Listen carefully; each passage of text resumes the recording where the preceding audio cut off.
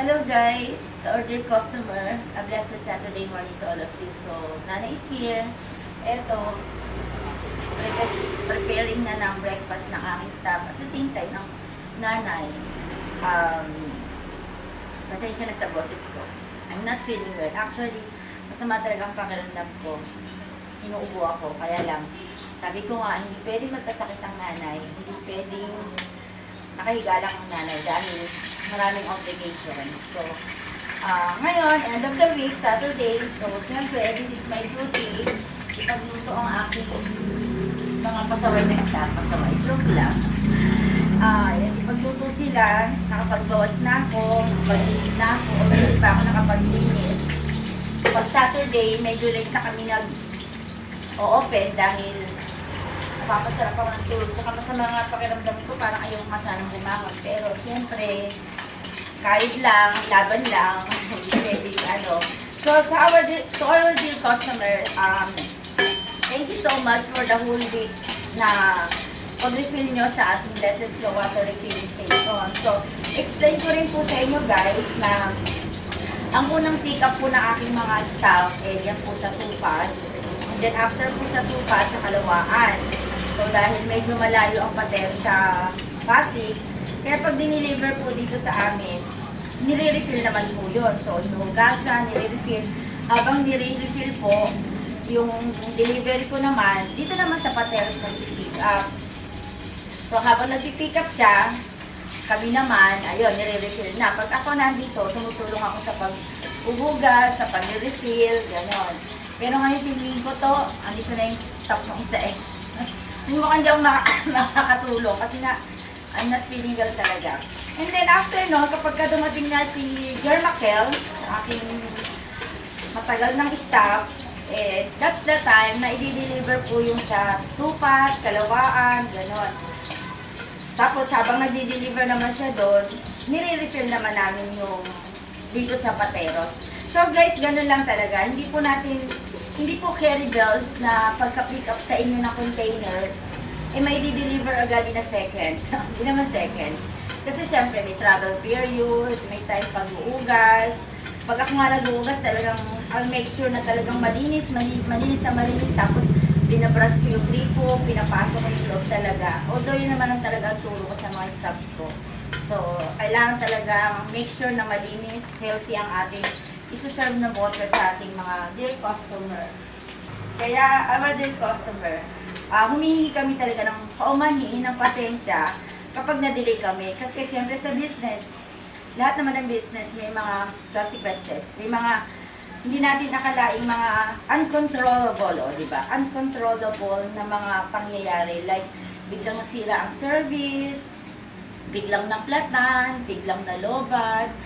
Talagang madidelay at madidelay. Pero humihingi naman po kami ng paumanhin, ng pasensya kapag na-delay. Pero we make sure naman, at the end of the day, ma-deliver na, ma-deliver po namin lahat, alam may uling, ang aming mga tubig. Kasi syempre, essential yan, essential ang water. Hindi pwedeng hindi ma-deliver ang water. Naintindihan ko naman yan, naintindihan ko yun. Kaya lang, paumanhin talaga sa mga bigla-biglang hindi agad na di-deliver ang ating tubig. Kaya nga ang sinasuggest ko dun sa iba, at least dalawang ating container. Para kung mawala na naman yung isa, meron pa tayo naka-reserve na isa. So, ma-delay man ang delivery, hindi po tayo mauukaw. Meron pa rin tayong iinumin kasi dalawa yung container. Pero dun sa mga isa lang, okay lang din naman kung ayaw nyo magdalawa ng container. Walang problema. Pero, siyempre, dapat bago maubos, maglagay na tayo sa mga pitchel, tapos magpa-refill na po kagad. Especially now na mainit, talagang malakas po tayo sa tubig.